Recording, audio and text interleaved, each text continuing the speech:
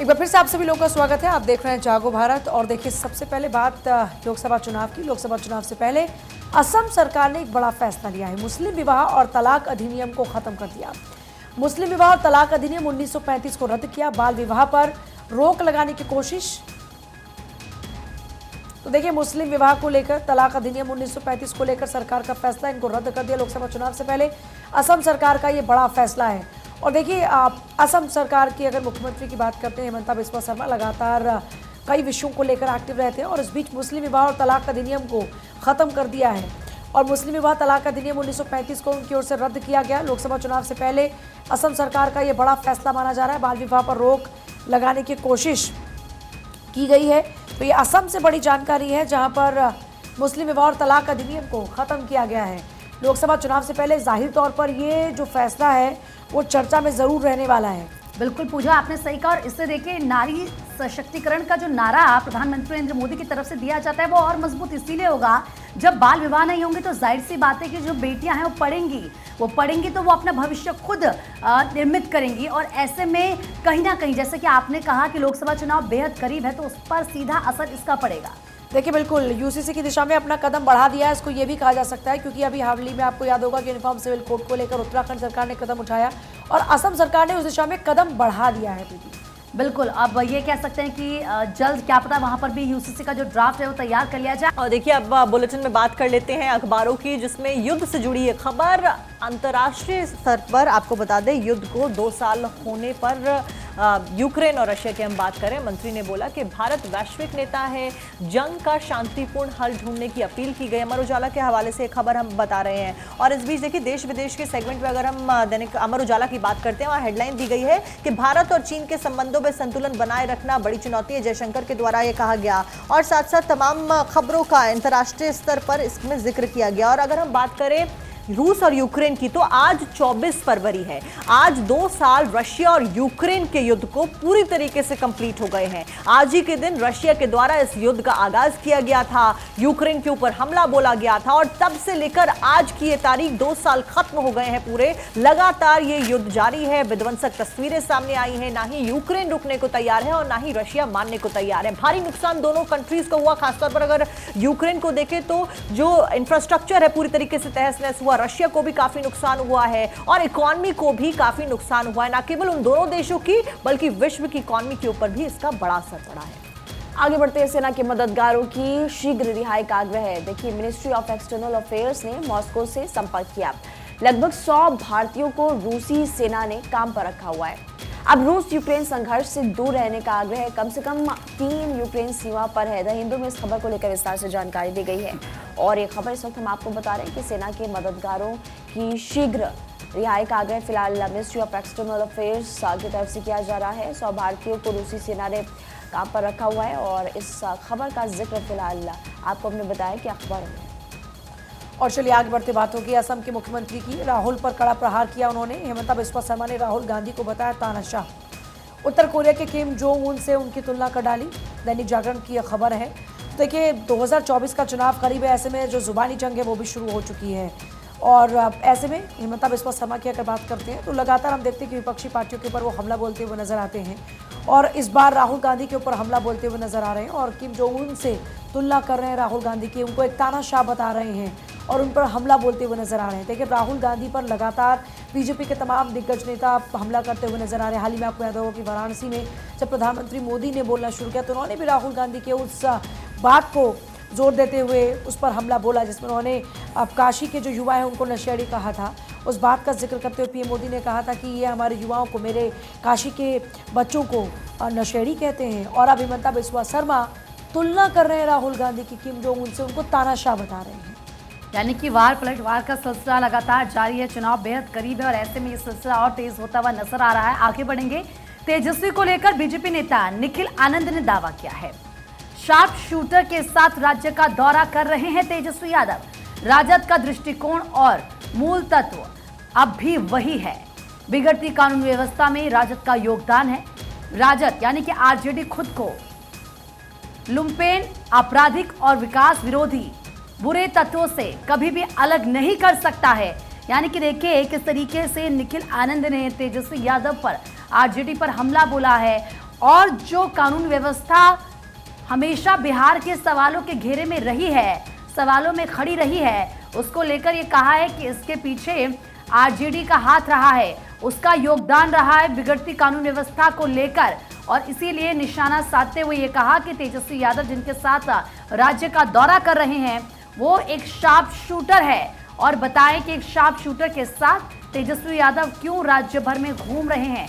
गंभीर आरोप निखिल आनंद की तरफ से लगाए गए। और देखिए इस बीच अगली खबर दिल्ली से। दिल्ली चलो मार्च 29 फरवरी तक टाल दिया गया है। किसानों का दिल्ली चलो मार्च 29 फरवरी तक रोका गया है, टाल दिया गया। इससे पहले भी 2 दिन के लिए हॉल्ट रखा गया था। 29 फरवरी तक कुछ नहीं किया जाएगा। दिल्ली मार्च का हॉल्ट रखा है। संयुक्त किसान मोर्चा का बड़ा ऐलान है। 25 फरवरी यानी कि कल शंभू और खनौरी बॉर्डर दोनों ही जगहों पर बैठक रखी गई है किसानों के द्वारा। आगे की रणनीति के ऊपर चर्चा की जाएगी, क्या कुछ किया जाना है। और 29 तारीख तक, क्योंकि किसानों के 2 नारे थे, या तो हमें दिल्ली जाने दिया जाए, हमारी मांगे मान ली जाए। दिल्ली कूच का नारा अभी उन्होंने शांत किया है। रणनीति बनाई जाएगी, चर्चा की जाएगी, उसके बाद में आगे का डिसीजन लिया जाएगा। खबरों में आगे बढ़ते हैं और इसी खबर का जिक्र और भी अखबारों में फिलहाल किया गया है। जैसे कि किसानों ने किया 11 सदस्यीय टीम का गठन। अब किसानों के 2 धड़ों के बीच सुलह करवाई गई टीम। सूत्रों के हवाले से खबर मिल रही है इस टीम के सुलह प्रयासों ने ही 29 फरवरी तक का दिल्ली कूच रोका हुआ है। हिंदुस्तान टाइम्स में फिलहाल इस खबर को लेकर विस्तार से जानकारी दी गई है। और अब यहाँ पर देखिए 11 सदस्यीय टीम का गठन किया गया जो कि इस पूरे मसले को सुलझाने का काम करेगा। हेडलाइन हिंदुस्तान अखबार के फ्रंट पेज पर फैसला। किसानों ने 29 फरवरी तक दिल्ली कूच टालने का ऐलान किया। मृतक किसान के परिवार को 1 करोड़ मिलेंगे। पंजाब के मुख्यमंत्री भगवंत मान ने देखिए खनौरी सीमा पर मारे गए किसान शुभकरण सिंह के परिवार को मुआवजे के तौर पर 1 करोड़ रुपए और उनकी बहन को सरकारी नौकरी देने का ऐलान भी किया है। तो देखिए इस किसान आंदोलन को लेकर तस्वीरें और विस्तार से जानकारी हर अखबार में दी गई है। और चलिए आगे बढ़ रहे हैं। सुप्रीम कोर्ट ने जम्मू कश्मीर में इंटरनेट बैन पर सवाल पूछे हैं। केंद्र सरकार से बैन लगाने वाली कमेटी के अंतिम फैसले पर सवाल पूछे हैं। हालांकि सुप्रीम कोर्ट ने कमेटी की जो आंतरिक प्रक्रिया है सार्वजनिक करने से मना किया। कई मीडिया जो प्रोफेशनल्स हैं उनकी याचिका पर सुप्रीम कोर्ट सुनवाई कर रहा है। और द हिंदू की यह खबर है। तो जम्मू कश्मीर जो इंटरनेट बैन किया गया उसी इंटरनेट बैन को लेकर सवाल पूछे जा रहे हैं। बैन लगाने वाली कमेटी के फैसले पर ये सवाल पूछे जा रहे हैं। सुप्रीम कोर्ट का कमेटी की जो प्रक्रिया है उसको ओपन करने से इनकार। और मीडिया प्रोफेशनल्स ने यह याचिका जो दी थी, इसी याचिका पर सुनवाई, जिस याचिका के आधार पर सुप्रीम कोर्ट ने इंटरनेट बैन पर सवाल पूछा। बैन लगाने वाली कमेटी के निर्णय पर सवाल पूछे गए कि आपने क्यों वहां पर बैन लगाया था, क्या कारण थे, उसका आधार क्या था। तो ये तमाम सवाल सुप्रीम कोर्ट की ओर से पूछे जा रहे हैं। आगे बढ़ेंगे, बात बंगाल की करेंगे क्योंकि बंगाल में कांग्रेस की उम्मीदों को एक बड़ा झटका लगा है। सभी 42 सीटों पर लोकसभा चुनाव लड़ेगी टीएमसी। असम मेघालय की 83 सीट पर उतारेगी अपना उम्मीदवार। तो सोचिए किस तरीके से एक तरफ इंडी अलायंस की बात की जा रही है कि हम साथ हैं, चुनाव में साथ मिलकर लड़ेंगे, लेकिन दूसरी तरफ अगर पश्चिम बंगाल की बात करें तो पश्चिम बंगाल में 42 सीटों पर सभी की सभी 42 लोकसभा की सीटें हैं और सभी सीटों पर टीएमसी ने कह दिया है कि वो इलेक्शन लड़ने वाली है, वो अपने उम्मीदवारों को, अपने कैंडिडेट्स को यहाँ पर उतारेगी। तो फिर कांग्रेस के लिए कहाँ जगह बचती है? कांग्रेस इसी को लेकर पहले भी अपनी नाराजगी जाहिर कर चुकी है।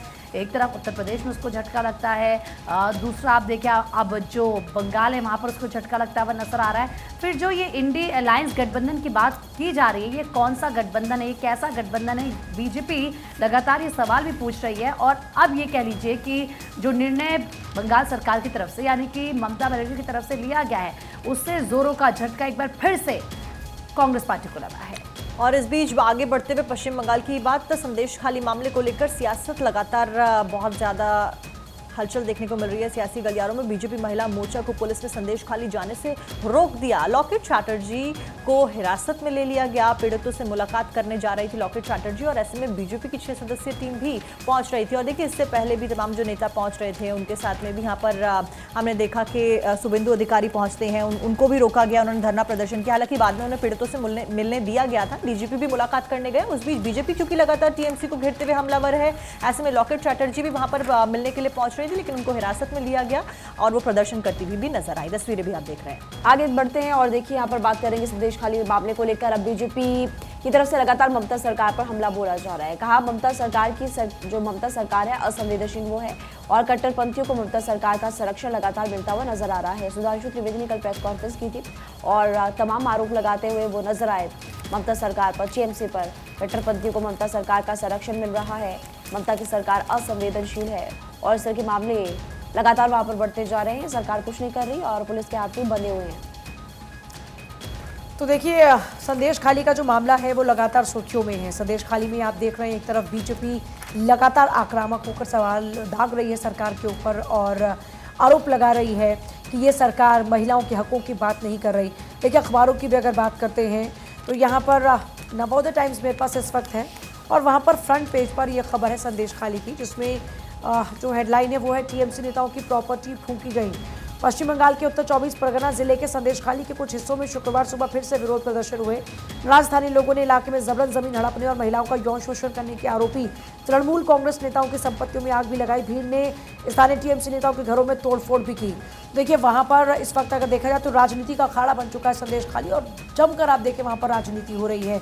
इस बीच जो टीम्स हैं वो भी लगातार पहुंच रही हैं। कल भी टीम वहां पर पहुंची और बाकायदा इस पूरे मामले की जांच पड़ताल की जाएगी। जो आरोप लगाए जा रहे हैं उन आरोपों के क्या तथ्य हैं उनको लेकर पूरी जांच पड़ताल की जा रही है और उसके बाद में रिपोर्ट तैयार होगी। लेकिन उससे पहले लगातार ये मामला खूब सुर्खियों में और आए दिन बीजेपी के तमाम नेता संदेश खाली जा रहे हैं। आगे बढ़ते बात होगी सुप्रीम कोर्ट की। सुप्रीम कोर्ट ने राज्यों को ईडी के सहयोग करने की हिदायत दी है। सुप्रीम कोर्ट ने मद्रास हाई कोर्ट से सवाल किया। तमिलनाडु के 5 जिला कलेक्टर्स को ईडी के समन पर सवाल पूछे हैं। सुप्रीम कोर्ट की इस टिप्पणी का गैर बीजेपी शासित राज्यों पर हो सकता है बड़ा असर। टाइम्स ऑफ इंडिया की खबर है और टाइम्स ऑफ इंडिया मेरे पास इस वक्त फ्रंट पेज पर एक खबर है। Supreme Court questions TN government's intervention in Madras High Court against ED's mining case. देखिए, सुप्रीम कोर्ट की टिप्पणी का राज्यों पर असर होगा। जाहिर तौर पर गैर बीजेपी शासित जो राज्य हैं उन पर इसका असर ज़्यादा माना जा रहा है क्योंकि सुप्रीम कोर्ट ने मद्रास हाई कोर्ट से यहाँ पर सवाल किया। तमिलनाडु के 5 डीएम को ईडी से समन पर ये सवाल पूछेगा। ईडी को सहयोग करें राज्य। सुप्रीम कोर्ट ने यह हिदायत दी है कि जो ईडी की जो जांच पड़ताल चल रही है उसमें जो राज्य हैं उनको भी पूरा सहयोग करना चाहिए। और चलिए आगे बढ़ेंगे। केंद्र सरकार गूगल को भेजेगी नोटिस। गूगल के एआई प्लेटफॉर्म जेमिनी के लिए ये नोटिस होगा। आपको बता दें कि जेमिनी ने पीएम मोदी पर की थी अनर्गल टिप्पणी, जिसके बाद ये नोटिस है और ऐसे में जेमिनी ने एक्सपर्ट्स के हवाले से पीएम मोदी पर ये टिप्पणी की थी। टाइम्स ऑफ इंडिया में ये खबर छपी है। साक्षी। इस बीच रोहतक से खबर। रोहतक कोर्ट ने पूर्व कुश्ती कोच को फांसी की सजा की बात कही। कोच ने 2021 में अखाड़े में की थी 6 लोगों की हत्या। 3 साल के एक बच्चे और उसके माँ बाप को मार दिया गया था। अब एक 17 साल की लड़की ने कोच सुखविंदर के खिलाफ में शिकायत की थी। हिंदुस्तान टाइम्स के हवाले से खबर और अब पूर्व कुश्ती कोच को फांसी की सजा का ऐलान किया गया है। और देखिए, एमसीए ने सेबी से जी फंड डाइवर्जन पर जानकारी मांगी। शुरुआती आंकलन के 10 गुना फंड डाइवर्जन का आरोप लग रहा है। साल 2019 से कॉर्पोरेट मिनिस्ट्री और सेबी कर रहे हैं इस पूरे मामले की जांच। अब जी के टॉप मैनेजमेंट को समन भेजा जा सकता है। द इकोनॉमिक टाइम्स में फिलहाल इस खबर को लेकर विस्तार से जानकारी दी गई है। चलिए आगे बढ़ रहे हैं और देखिए, इस बीच आगे बढ़ने से पहले एक बड़ी खबर आ रही है। अमेरिका का रूस पर बड़ा एक्शन। अमेरिका ने रूस पर 500 प्रतिबंध लगा दिए हैं। नवेल्नी की मौत के मामले में यह कार्रवाई रूस की लगभग 100 कंपनियों पर पड़ेगा। इसका सीधे तौर पर असर। अमेरिका ने रूस पर 500 प्रतिबंध लगाए हैं। नवेल्नी की मौत के मामले में ये कार्रवाई की गई है। तो ये बड़ी खबर है इस वक्त की अमेरिका का रूस पर ये बड़ा एक्शन माना जा रहा है। रूस की लगभग 100 कंपनियों पर इसका असर पड़ने वाला है। 500 प्रतिबंध लगाए हैं अमेरिका का रूस पर। इसे बड़ा एक्शन माना जा रहा है और अमेरिका पर इसी बड़े एक्शन का असर जाहिर तौर पर होगा। नवेल्नी की मौत के मामले में ये कार्रवाई की गई है। तो ये बड़ी जानकारी इस वक्त रूस की लगभग 100 कंपनियों पर इसका असर पड़ने वाला है। अमेरिका का रूस पर इसे बड़े एक्शन के तौर पर देखा जा रहा है।